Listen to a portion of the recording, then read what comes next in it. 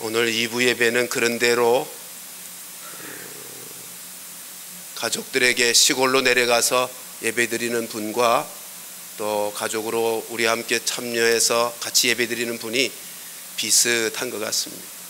조금 더 떠나 예배드리는 분이 많긴 한데, 근데 일부 예배는 딱 절반 정도 되더라고요. 제가 시골에서 목회 한 3년 해본 경험으로 말씀드리면, 명절만이라도 고향 분들 내려와서 같이 주일날 예배드리는 것이 정말 그때 이렇게 꽉 차서, 작은 예배당에 꽉 차서 예배드릴 때 얼마나 힘이 되는지 모릅니다. 명절에는 요즘은 근데 자녀들 있는 대로 부모님이 오셔서 설을 지키는 분들이 많아서 좀 자꾸 줄어들곤 있습니다만, 명절엔 고향에 가시고 본교에 가시고 같이 그렇게 예배 드려도 참 좋으리라 생각을 해봅니다. 자, 올해의 복 인사는 마지막일 것 같습니다. 서로 인사합시다. 새해 복 많이 받으십시오.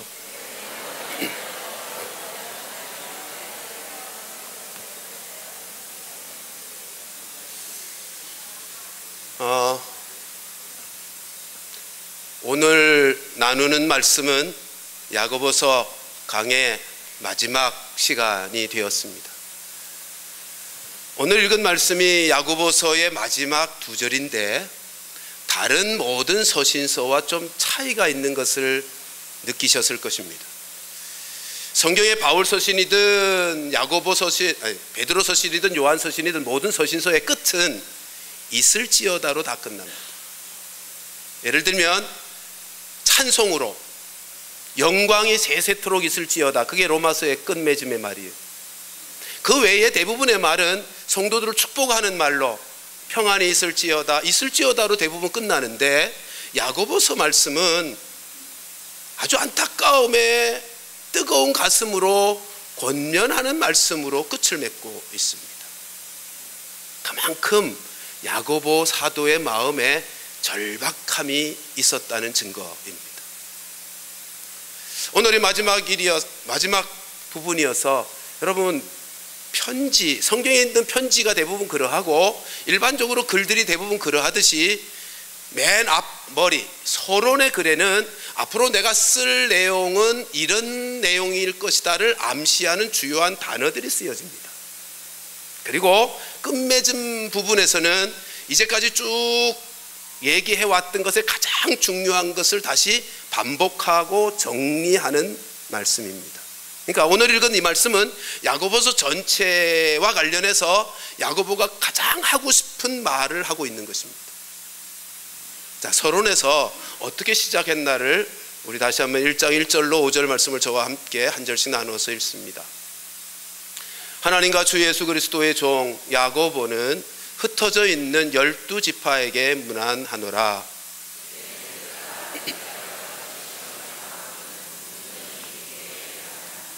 이는 너희 믿음의 시련이 인내를 만들어내는 줄 너희가 알미라.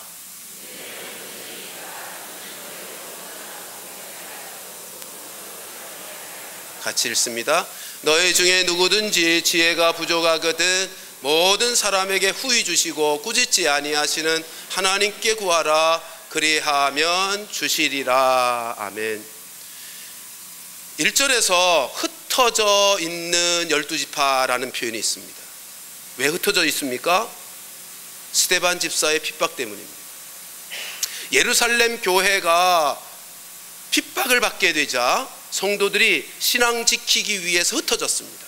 여기 12지파라고 하는 것은 신약의 성도들을 다 일컫는 표현입니다. 지금 야고보 사도는 당대의 예루살렘 교회의 최고 지도자입니다. 첫 번째 공의회의 사회자이기도 하고요. 그러니까 오늘날로 말하면 총회자입니다. 총회장. 그 당대에 바울은 편지를 쓸 때 자기가 복음을 전했던 교회, 빌립보 교회, 에베소 교회, 교회에게 각각의 편지를 썼다면, 야고보 사도는, 그리고 베드로 사도는, 요한 사도는 예루살렘 교회, 초대교회의 가장 큰 어른들로, 지도자들, 오늘날로 말하면 총회장급이어서 그들이 쓴 편지는 전국에 있는 모든 초대교회에 다 보내어진 편지인 것입니다. 근데 보십시오. 신앙을 지키기 위해서 핍박을 피하여 흩어져 살아가고 있는 성도들, 그들에게서 전해지는 소식을 야고보가 들었어요. 그게 뭐예요? 2절 보면 여러 가지 시험을 만난 것입니다.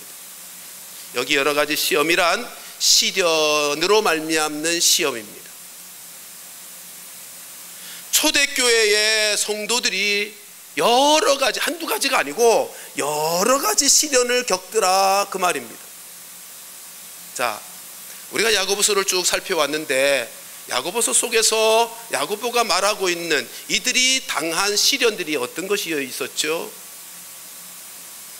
이들이 겪게 된 가장 큰 시련이 무엇입니까? 하나만 들라 그러면 경제적인 시련입니다. 자기의 고향을, 자기의 집을 떠났어요. 그 시대는 오늘날처럼 직업의 종류가 많은 때가 아니에요. 어디 가서나 아르바이트 하면서 돈 벌 수 있는 시대가 아니라고요. 기껏 할 수 있는 것이 소작농이에요. 그리고 할 수 있는 것이 장사인데, 신앙 지키겠다고 떠나왔지만 경제적인 어려움이 한 해, 두 해 지나면서 너무 힘든 거예요.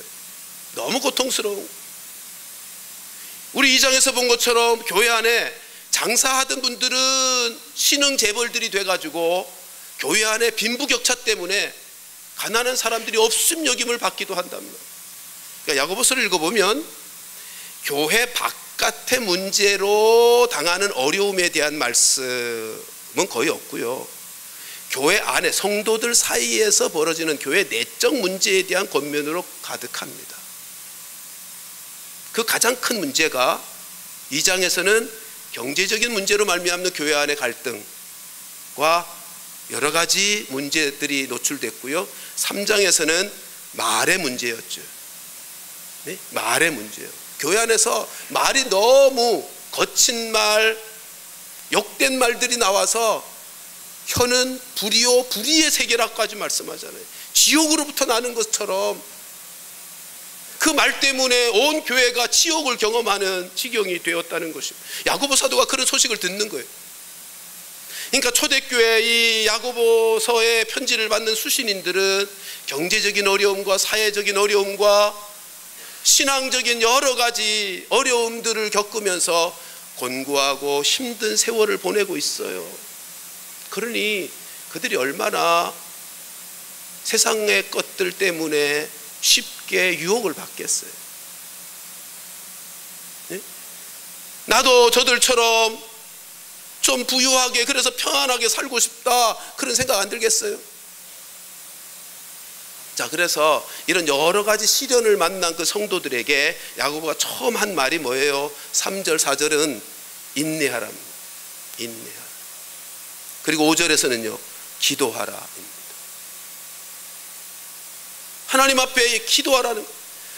여러분, 여러 가지 시련을 만나서 견디기 어려운 그들에게 야고보 사도가 간절함으로 안타까움으로 한 말이 인내해야 된다. 참아라. 우리 지난주에 본 말씀에도 마지막 부분에 참아라는 말씀과 기도하라는 말씀이 반복되었었죠. 여러분, 그냥 우리 그리스도인들이 일상 살면서, 세상 한복판에 살면서 믿음으로 지켜내기 위해서 인내할 때 그냥은 인내가 안 되죠. 기도해야 인내가 되는 거잖아요. 기도해야만 인내가 가능하죠. 그래서 인내하라 인내하라 말씀하고 3, 4절에서 5절에서는 너희가 지혜를 하나님 앞에 구해라. 그러면 후히 주시고 꾸짖지 아니하신 하나님이 너에게 주실 것이다. 거기 지혜는 그 시련들을 넉넉히 이길 수 있는 능력을 주신다는 말이에요. 자, 이렇게 서론을 시작한 야고보가 오늘 결론 부분에서 무슨 말씀을 하고 있는지를 보십시다. 19절 말씀 다시 한번 같이 읽습니다. 시작. 내 형제들아, 너희 중에 미혹되어 진리를 떠난 자를 누가 돌아서게 하면, 원문은 돌아서게 하라, 그렇게 되어 있습니다. 자, 내 형제들아, 너희 중에 미혹되어 진리를 떠난 자, 우선은 여기까지만 살펴보겠습니다. 지금 이 편지를 받는 사람들, 형제들이죠. 형제들아, 너희 중에, 성도들 중에 미혹되어 진리를 떠난 자가 있다는 거예요. 그러니까 사실은 야고보서 전체가 미혹되어 진리에서 떠난, 말씀에서 떠난 자들을 위해서 주신 말씀이잖아요. 앞에 1장에서는 뭐라고 표현했어요? 두 마음을 가진 자, 마음이 나뉘어진 자, 한 발은 하나님께, 한 발은 세상에 걸치고 마음이 나뉘어져 살아가는 그 사람, 미혹되어서 말씀에서 떠나서, 여기서 말씀에서 떠났다는 말은 삶이 그렇다는 거예요. 교회는 다녀요, 예배는 드려요. 근데 말씀에서 떠난 삶을 살고 있는 거예요. 여기 미혹되어라고 하는 말, 다른 번역본들을 보면 이렇게 번역하는 것이 본문은 훨씬 더 좋습니다. 진리를 떠나 헤매는 자입니다. 하나님의 말씀을 떠나서 헤매고 있는 거예요. 왜요? 속아서, 사탄에게 속아서. 그러니까 자기가, 사장의 표현으로 말하면 하나님이 멀어진 거예요. 1장 마지막 절로 표현하면 새 속에 물들어 버린 거예요. 너무 삶이 힘들고 고통스럽고 어려우니까 세상의 미혹을 받아서 새 속에 물들어 버렸어요. 하나님과는 멀어져 버렸어요. 그러니까 이런 거죠. 예배는 드려요. 그래서 주일날 나와서 앉아 있다고요. 근데 마음은 세상으로 다가 있는 거예요. 몸은 예배당에 와서 예배를 드리고 있는데 마음은 세상으로 다가 있는 거예요. 그가 너희 중에 미혹되어 진리를 떠난 자인 것입니다. 우리는 어떻습니까? 이 자리에 있는 우리 모두는 어떻습니까? 우리는 미혹을 받아서 말씀을 떠나고 그래서 헤매고 있지는 않습니까? 몸은 여기 와서 예배를 드리고 있는데 마음은 세상 그것으로 가득 차 있지는 않는가 말입니다. 오늘날 우리가 미혹을 받는다면 무엇에 미혹을 받을 것 같습니까? 오늘날도 똑같죠. 물질이요. 그렇잖아요. 물질이요. 물질만 있으면, 돈만 많으면 하고 싶은 일 떵떵거리며 다 할 수 있잖아요. 편안하게 살 수 있잖아요. 그래서 양심도 팔아버리면서라도 돈을 줄 수만 있다면 양심 팔아가면서라도 돈을 추구하잖아요.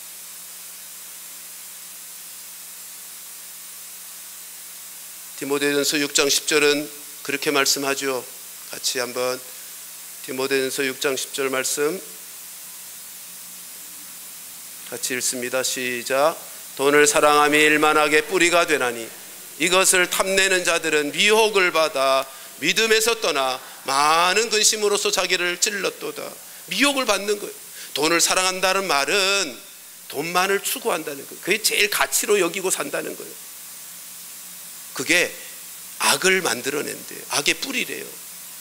그래서 미혹을 받아 믿음에서 떠나게, 말씀에서 떠날 수밖에요. 여러분, 왜 미혹을 받을까요? 왜 미혹을 받죠? 야고보가 말하는 대로 하면 야고보서 1장 14절 15절에 이렇게 말씀합니다. 같이 한번 14절 15절은 우리가 왜 미혹을 받는지와 그 결과가, 미혹을 받았을 때 그 결과가 무엇인지를 우리에게 말씀하고 있습니다. 같이 14절 15절 읽습니다. 시작. 오직 각 사람이 시험을 받는 것은 자기 욕심에 끌려 미혹됨이니 욕심이 잉태한즉 죄를 낳고 죄가 장성한즉 사망을 낳느니라. 왜 미혹을 받는다고요? 욕심에 끌려서. 예수 잘 믿겠다고 고향도 버리고 떠나왔어요. 근데 삶이 너무 힘들고 고통스럽다 보니까 육체의 욕심들이 생겨난 거예요. 그래서 미혹을 받으니까 마음이 나뉘어지죠. 마음이 나뉘어지니까 죄를 짓게 되는 거예요. 죄를 짓고 또 짓다 보니까 사망에 이르게 된다고 말씀하는 거죠. 여러분, 지금 야고보가 이 소식을 듣고 있는 거예요. 신앙 지키겠다고 핍박을 피하여 흩어져서 주님을 섬기고 산다는 자기가 섬기던 성도들인데, 그들이 시간이 얼마가 지난지 모르지만 지나고 보니까 그들의 삶이 너무 힘들고 고통스러운 상황 속에서 이제는 말씀을 떠나서 죽음을 향해서 달려가고 있더라는 거예요. 그러니 야고보가 가만히 있을 수가 없잖아요.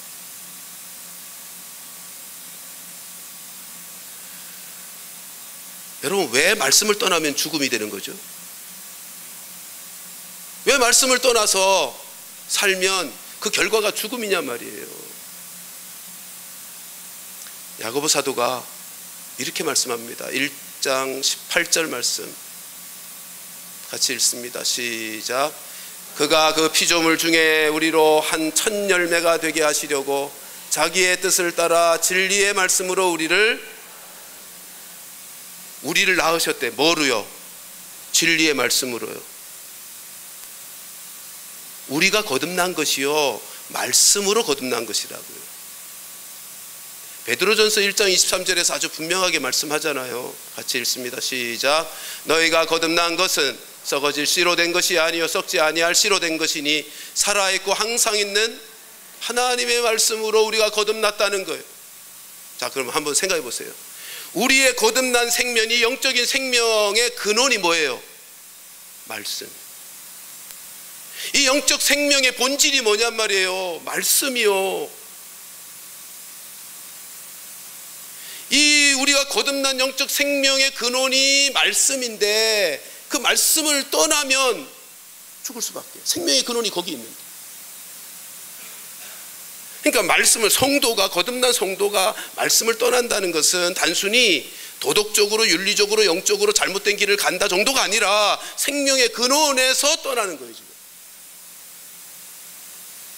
여러분, 식물이 땅을 떠나면 어떻게 돼요? 시간의 문제지 말라 죽어요. 물고기는요, 물에서 떠나면 숨 막혀 죽는다고요. 파닥파닥거리다가. 왜요? 식물은 생명의 근원이 땅이거든요. 창세기 1장 보면 땅아 식물을 내라. 그 식물이 땅에서 나온 거예요. 물고기는 하나님이 물아 생명을 내라. 그래서 물고기가 나온 거예요. 그들의 생명의 근원이 거긴데 생명의 근원을 떠나면 죽는 거죠. 영적인 생명도 마찬가지라면, 우리의 영적인 생명의 근원이 말씀인데, 말씀으로 난 것인데, 그 말씀, 생명의 근원인 말씀에서 떠나면 서서히 말라 죽는 거예요. 숨 막혀 간다고요. 그 영혼이 자꾸 무력해진다고요. 그리고 죽어가는 거예요. 로마서 8장 13절은 분명히 말씀합니다. 너희가 육신으로 살면 반드시 죽으려니와. 말씀을 떠나서 우리가 지난날 살던 삶의 방식으로 육신대로 살면 반드시 죽는 거예요.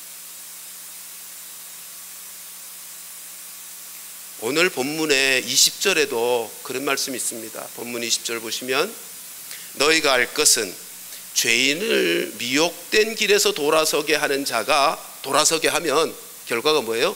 그의 영혼을 사망에서 구원할 것이래요. 그러니까 말씀에서 떠나는 것이 죽음으로 향하는 것이고요, 그 자리에서 돌이키게 하는 것이 사는 길로 나오는 거예요.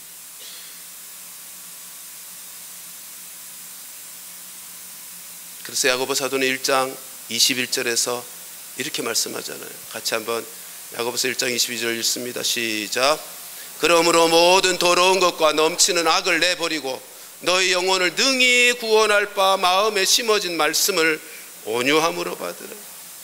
능히 우리를 구원할 수 있는 게 뭐라고요? 우리 마음 가운데 심겨진 말씀.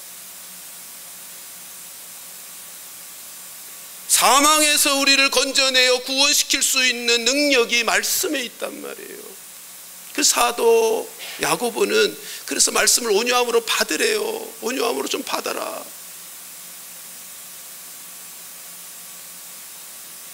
사랑하는 성도들이여, 우리는 말씀으로 영적인 생명을 얻은 자들인 줄로 믿습니다. 우리 모두의 심령 속에, 마음 속에 하나님의 말씀이 살아 있는 줄로, 심겨진 말씀이 있는 줄로 믿습니다. 그 말씀을 떠나지 말라는 거예요. 생각해 보세요. 우리의 영적인 생명은 그 근원이 말씀이에요. 따라서 우리의 영적인 생명을 가지고 있다면 말씀으로 살아가는 것은 자연스럽고 당연한 것이에요. 우리 마음 가운데 말씀이 새겨져 있기 때문에, 심겨져 있기 때문에, 그리고 그 말씀은 진리의 영으로서 역사되어 우리 안에서 작동되고 있기 때문에 말씀으로, 성도가 말씀으로 살아가는 건 자연스러운 일이고 당연한 일이랍니다.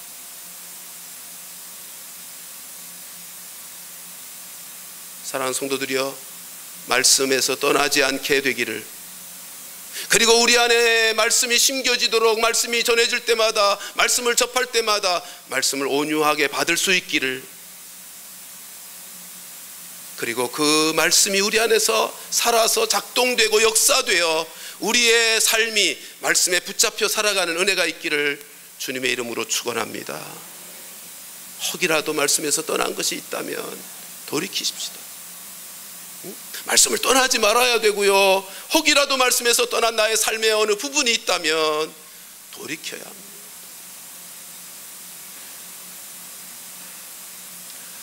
이 21절 말씀은 이렇게 되어 있죠. 21절을 잘못 읽으면 오해가 될 것 같아서 좀 풀어놓고 말씀을 살피겠습니다.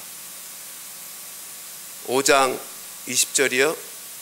오늘 본문 20절 보시면, 너희가 알 것은 죄인을 미혹된 길에서 돌아서게 하는 자가, 주어가 뭐죠? 미혹된 길에서 돌아서게 하는 자가 그의 영혼을, 그는 죄인이요, 말씀을 떠난 자요, 그의 영혼을 사망에서 구원할 것이며 허다한 죄를 덮을 것이다. 마치 돌아서게 한 그 성도가 죄를 용서하고 죄를 덮어주는 것처럼 잘못 읽혀질 수 있어요. 그런 뜻이 아니고요, 원문의 뜻은 너희가 미혹된 자에게 가서 말씀을 전하고 사랑으로 돌아보면서 섬겨서 돌아오게 되면 하나님이 사망에서 구원할 것이고 하나님이 저들의 죄를 덮을 것이라, 그런 뜻입니다. 뭐 당연하죠. 뭐 이건 제가 힘주어서 얘기할 필요도 없이 너무 당연한 거죠. 예를 들면 우리가 전도하면 박 목사가 전도한 거야 라고도 말하지만 그 영혼이 구원받는 건 하나님이 하시는 역사잖아요. 지금 그 말씀이에요. 근데 여기 죄를 덮는다 라고 하는 것은 용서하신다는 뜻입니다. 시편 32편 1절 말씀을 가서 보십시다. 같이 읽습니다. 시작. 허물의 사함을 받고 자신의 죄가 가려진 자는 복이 있도다. 보세요. 시편에는요 이렇게 병행구를 자주 써요. 똑같은 의미로 허물의 사함을 받는 것과 자신의 죄가 가려진, 덮어지는 것이 같은 의미예요. 그러니까 용서받는 것과 죄가 덮어졌다는 말은 같은 뜻이란 말이에요. 생각해 보세요. 칭의, 우리가 예수 믿으면 의롭다함을 받는데 의롭게 여겨짐을 받아요. 여러분, 의로워지는 거 아니잖아요. 의로워졌다가 아니고 의롭다함을 받는 거예요. 의롭게 여겨지는 거예요. 그 말은 무슨 말이죠? 덮어지는 거예요. 칭의는 덮어지는 은혜예요. 예수 그리스도의 보혈로 덮어지는 은혜라고요. 그걸 우리 다른 말로 용서받았다고 하는 것이고 죄가 씻겼다고 하는 거죠. 그러니까 이 말씀은, 오늘 본문의 20절 말씀은 우리가 다른 사람을 진리 안에 말씀으로 다시 돌아오게 만들면 하나님이 그의 모든 영혼에 죽은 것 살려내시고 죄도 용서하신다, 그런 뜻입니다. 자, 아무튼 자, 이제 오늘 이 본문이 20절, 19절과 20절에 야고보가 하고자 하는 가장 간절한 메시지를 우리가 함께 살펴보십시다. 다시 19절 가서 봅니다. 어떻게 하라고요? 미혹되어 진리를 떠난 자를 돌아서게 하래요. 여기 누가 이렇게 번역했는데 원문엔 이게 굉장히 강조되어 있어요. 누구든지 그렇게 하래요. 무슨 말인가 하면 내 형제들아, 너희 중에 성도들 이렇게 살펴보면서 너희 중에 아무리 힘들고 어려워서 말씀을 떠난 자가 있느냐 살펴보고 누구든지 그것을 봤다면 외면하지 말고 모른 체 하지 말고 그를 좀 돌아서게 해줘. 지금 그런 말이에요. 야고보의 간곡한 뜨거운 가슴으로 지금 부탁하고 있는 말씀. 근데 사실 돌이켜야 되는, 돌아서야 되는 대상은 둘입니다. 첫째는 우리입니다. 첫째는 우리 자신도 돌아서야 될 대상들입니다. 사실 야고보서 전체가 미혹되어 그리고 마음이 나뉘어져서 하나님은 멀어지고 새 속에 물들어 있는 그들을 향해서 돌아서라고 주신 말씀이 야고보서예요. 우리 다 해당되는 거라고. 실제로 그렇잖아요. 여기 계신 모든 분들도 아무리 거룩하게 온전하게 산다고 애를 써도 적어도 말씀에서 떠난 부분들이 있어요. 목사도 마찬가지. 그러니까 첫 번째 대상은 우리 자신이. 지금 야고보 마음의 간절한 소원은 뭐냐 하면 너희들이 아무리 세상 한복판에 살면서 힘들고 어려워도 이 믿음 버리지 마. 말씀 버리지 마. 말씀에 붙들려 살아야 돼. 말씀 붙들고 살아야 돼. 지금 그 말씀 하고 싶은 거예요. 우리가 돌이켜져야 돼요. 먼저는.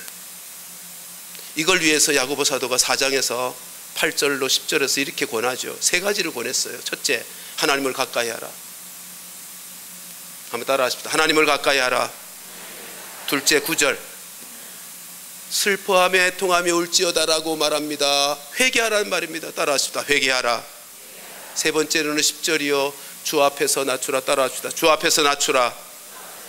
주 앞에서 자신을 낮추어서 하나님의 말씀이 들려질 때 온유함으로 받으라는 거예요.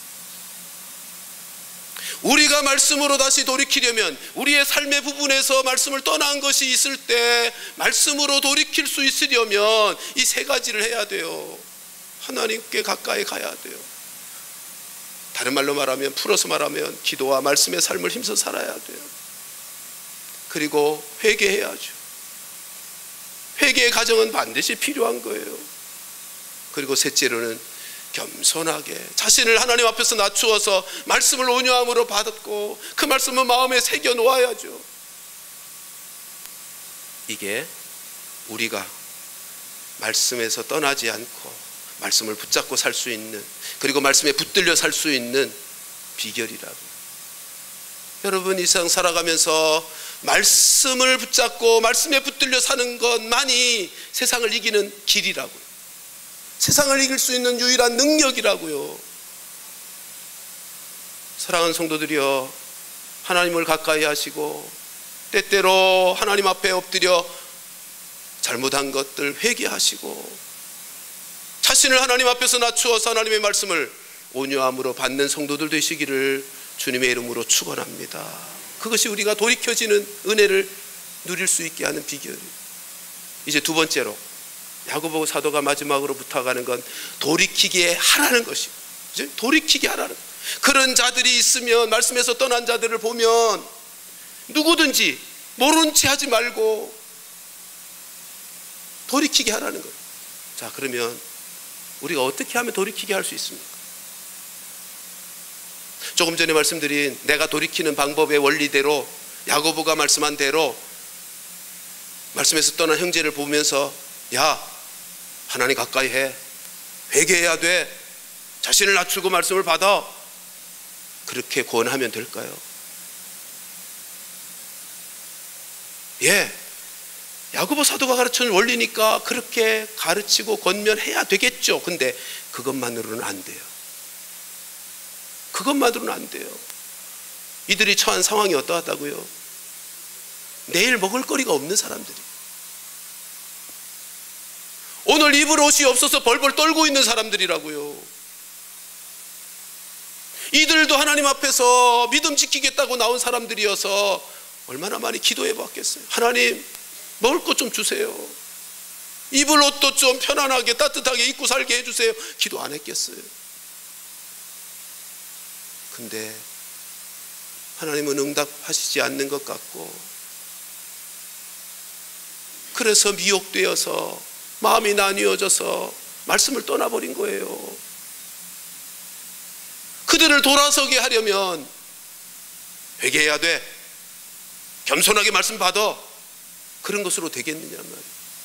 예, 그렇게 말하면서 그 원리를 가르치고 그 원리대로 행하면서 함께 해야 될 두 가지가 있어요. 하나는 중보 기도해 주는 거예요. 기도해 주셔야 돼요. 그 영혼을 위해서. 그가 돌아서게 되는 것은 내가 말 아무리 잘한다고 되는 일 아니잖아요. 하나님이 하셔야만 되는 일이잖아요.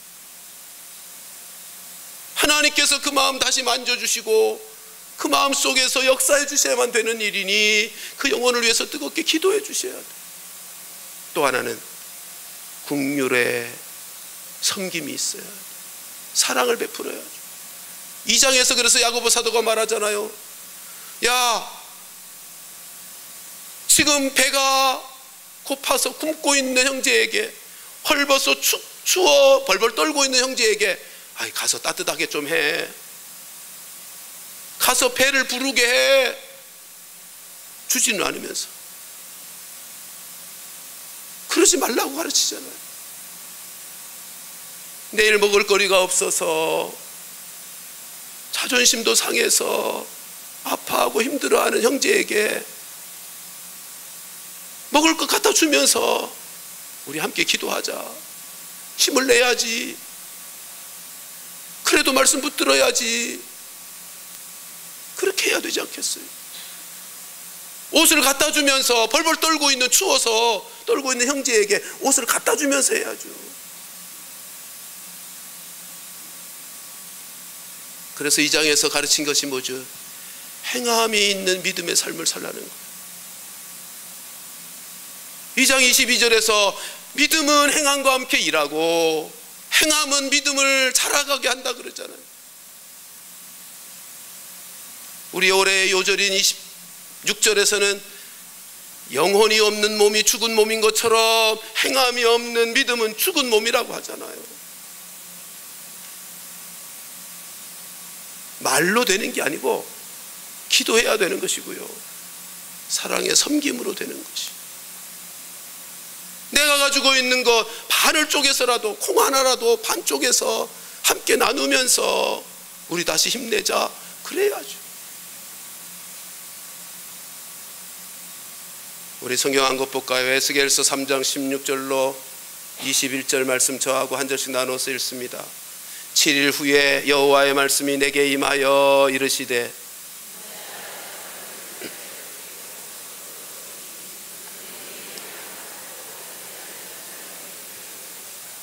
가령 내가 악인에게 말하기를 너는 꼭 죽으리라 할 때에 네가 깨우치지 아니하거나 말로 악인에게 일러서 그의 악한 길을 떠나 생명을 구원하게 하지 아니하면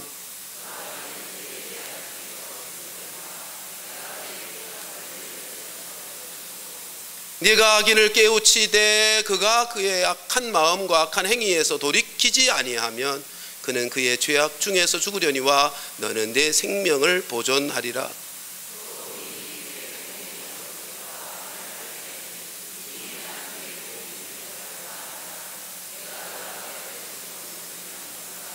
같이 읽습니다.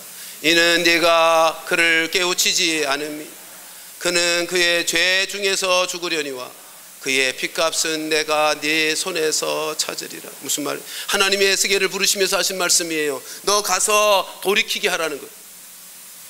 말씀에서 떠나 있는 저들을 돌이키게, 이스라엘 백성을 돌이키게 하라는 거예요. 만일 네가 가서 돌이키게 했는데, 말씀을 전했는데도 저들이 듣지 않으면 그들의 책임이지만, 만일 네가 돌이키게 하는 일을 하지 않음으로 저들이 망하게 죽게 되면 그 책임, 그 핏값 네게서 찾겠다는 거예요. 왜요? 하나님이 에스겔을 파수꾼으로 세우셨거든요. 16절에서 하신 말씀처럼 파수꾼으로 세우셨거든요. 우리는 아닌가요? 우리는 이 시대의 파수꾼이 아닌가요? 세상 가운데 보냄받은 파수꾼들이 아닌가요?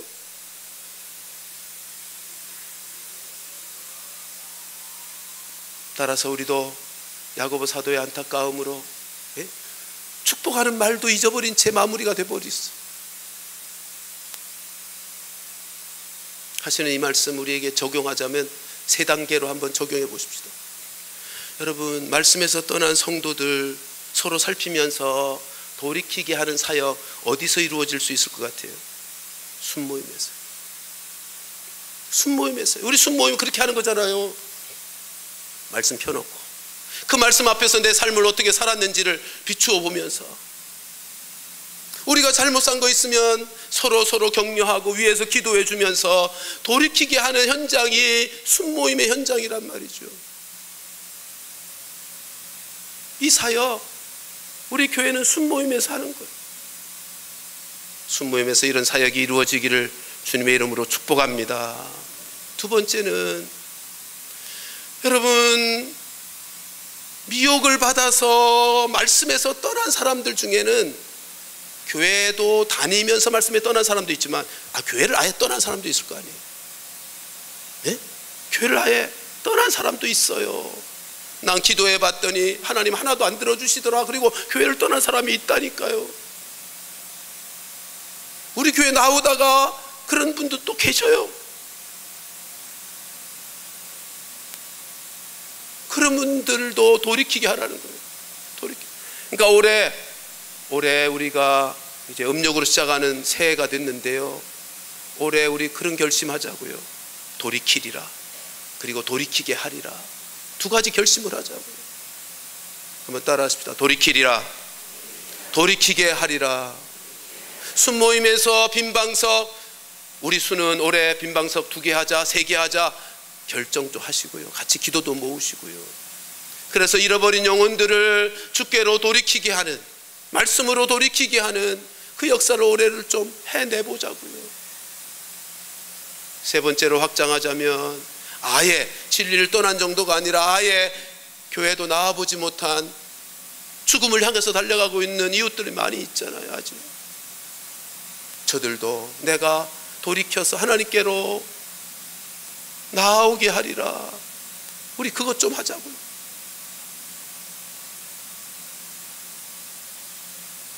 다니엘서 12장 3절 말씀에 이런 말씀이 있습니다. 같이 읽습니다. 시작. 지혜 있는 자는 궁창의 빛과 같이 빛날 것이요, 많은 사람을 옳은 대로 돌아오게 한 자는 별과 같이 영원토록 빛나리라. 아멘. 우리 모두 그렇게 영원토록 하나님 나라에서 별과 같이 빛나는 자들이 되어지십시다. 새해를 시작하면서 우리 마음속에 야고보가 말씀하고 있는 돌이켜지는 이 은혜도 우리가 누리거니와, 한 해 동안 이 은혜를 누려야 우리의 구원을 온전해져 가는 거예요. 그리고 연약하지만 또 우리를 통해서 돌이키게 하기를 원하시는 하나님의 뜻을 따라 이 간절한 아버지의 마음을 품고 순모임에서도 그러하고, 우리 친척 이웃 동네에서도 그러하고, 돌이키게 하는, 잃어버린 영혼들을 주께로 돌이키게 하고 말씀으로 돌이키게 하는 이 거룩한 사역에 올 한 해 꼭 쓰임받고 돌아서서 성숙되고 돌이켜서 열매 맺는 축복의 한 해가 되기를 주님의 이름으로 축원합니다. 기도하십시다.